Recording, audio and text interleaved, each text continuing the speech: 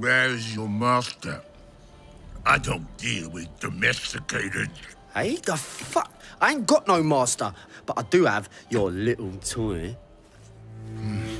Show me the idol. Show me the Redeemer. Here you go, mate. Oh, pey'j. Yo, hand it over. I got a hot date who don't do late. Monkey's got a date. Mwah. What? What? What? That's Swiss fucking chocolate, pig. Bon appetito.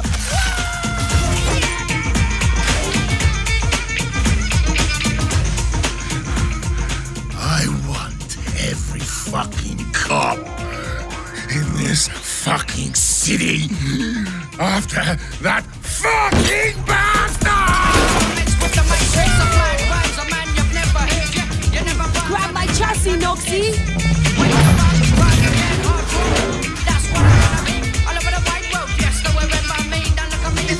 Easy, bro.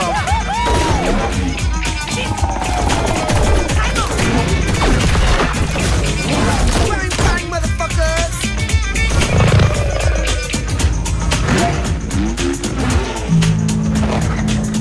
Fuck me. Damn! Nights and night, persecution with a capital P, racism with a capital R. Man, I've seen your scar, you expect me to sympathize? Oh no, you don't know the price that we're paying. Do it! Breaking it, shaking it, making it, and never breaking it, man. Miracle, miracle.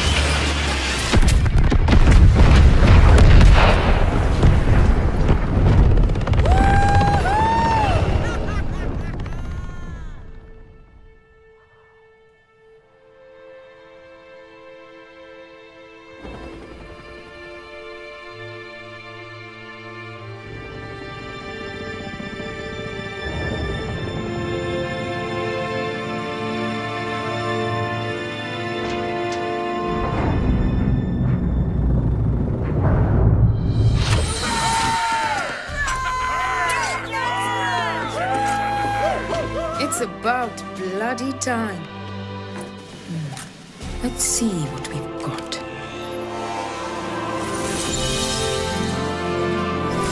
Moksha. Just as Yama described it. True freedom lies beyond.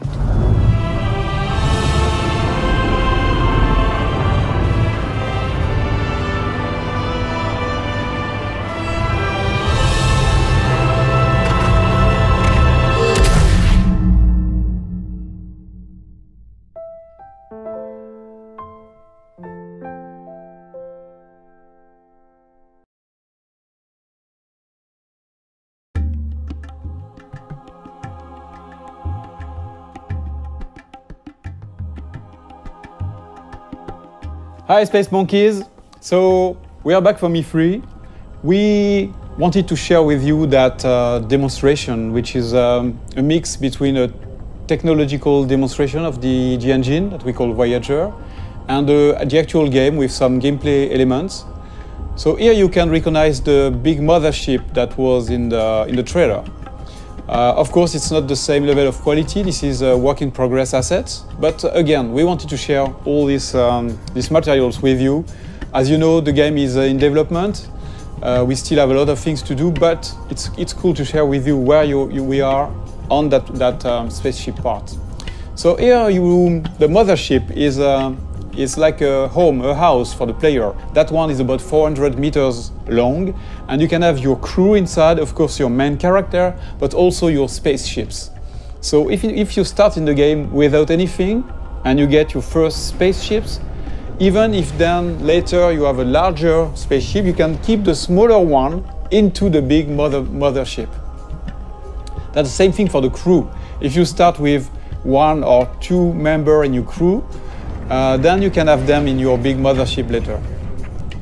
That gameplay mechanic of what we call the Russian dolls, so bigger, smaller into the bigger, and then your characters, is very close to what we had, in fact, in Beyond Good and Evil 1, when the characters were getting out of the overcraft. So here we have that monkey, which is my playable main character here, but of course in that game, you can select your character and create your own character.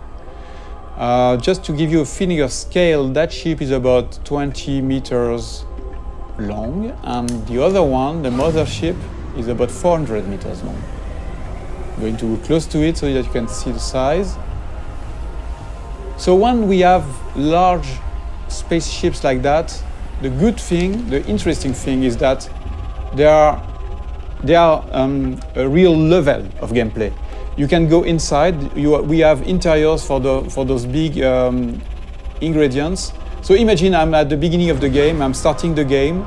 I have nothing, but I am like like in Beyond Good and Evil 1, you start without anything, and you have to get some money to like level up and get your first vehicles. So imagine I'm just delivering pizzas here. It's like a side quest or just a way among many to get some money. I'm delivering pizzas to those guys. So imagine it's not my spaceship. That's the beginning of the game, and this could be an interesting way to trigger the first ingredients of the adventure, because the spaceship is a playable interior. You can get inside, you can sell your pizza, and then instead of getting out of the ship, you could decide to explore the ship. And why not discover that there is some slavery, some human trafficking and things like that.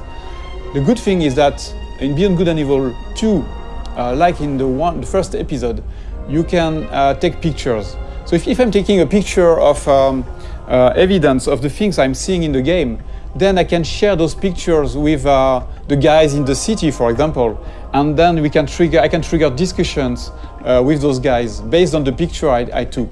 So that's a very interesting mechanic that can create that feeling that you can explore everything and you can gather informations and share those informations with NPCs, but also between players. Another very interesting thing here is the feeling of scale. Here we know that the players, that they will explore everything, they will want to go everywhere. So we need to handle large scale ingredients, like that huge statue, where you can go very close to it and you can look at all the details on the statues. And of course you can go inside of this kind of statue, and you can also get on top of it. I just want to show you something interesting about the scale and the feeling of scale. So I'm going to land on the top of the statue and you will realize how big it is.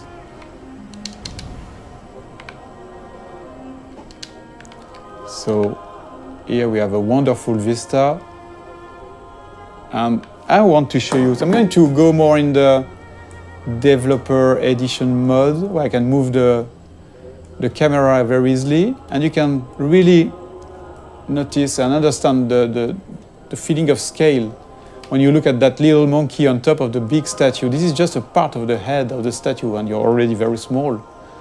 And it's very interesting to understand the scale of things. Here you see that the statue is really, really big. The statue is about 700 meters high. And the very interesting thing, again, is that, in fact, that statue, which is big, is just into a big city that is very small, in fact, compared to the continent here, the size of that big island, and which is a small part of a big planet. So you realize that you are just a little dot on that big planet, which is, in fact, just a small planet around the bigger one, which is a small dot in the big universe. So when we started that technology, we thought that we needed to handle that feeling of scale and in a realistic way. Before going into details, we wanted to make sure that the engine was capable of handling this kind of thing. When you look at this sunset, it's not exactly a sunset made by artists. It's really the combinations of physical ingredients, you know, the light that is changing depending on the atmosphere. So you can see here the different colors. And the fact that, of course, the planet is rotating around in space around the big planet. So here I'm doing a kind of time lapse. I'm modifying the time so that you can understand better how it works. You see that everything is turning like in a real solar system. So yes, I'm increasing the speed. You see the night here with the cities. So another important thing is that you can, at any time, you can go everywhere. So if I'm going into another city, there is no loadings and things like that. Everything is seamless because it handles that big universe in a consistent way. There is no shit or things like that. You can really appreciate the point of view wherever you are. It will be the same mechanics.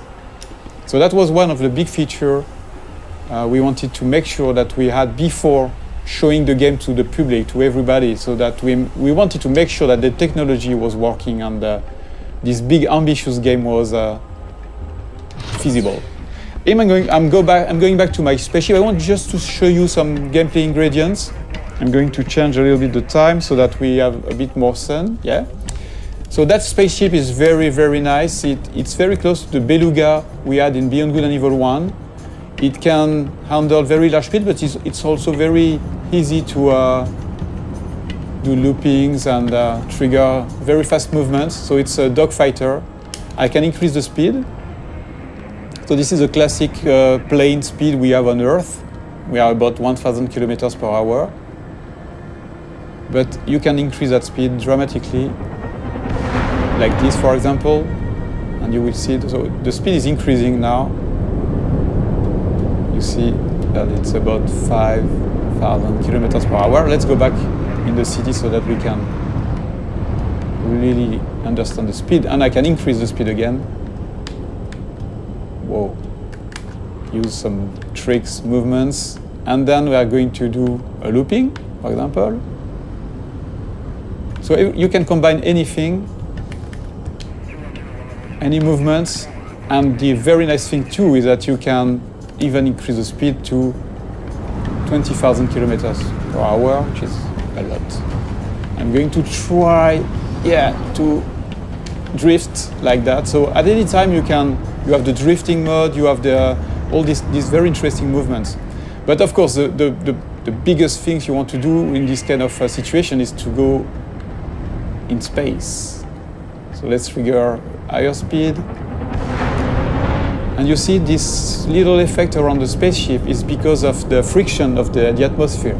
If I don't increase my speed, there is no reason to have more friction. But if I'm increasing the speed, you will see that the effect is stronger. And same thing if I'm going very, very fast. So depending on the quantity of atmosphere, you can have a stronger effect. Until you start burning.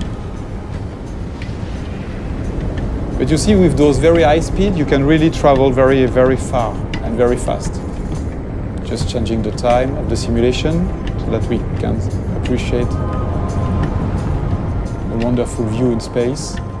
So if I decide to go on this planet or the satellite, which is somewhere around there, I can go there seamlessly.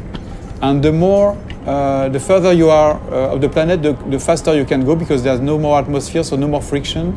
So here I still have a little friction. But of course you can go back onto the planet whenever you want.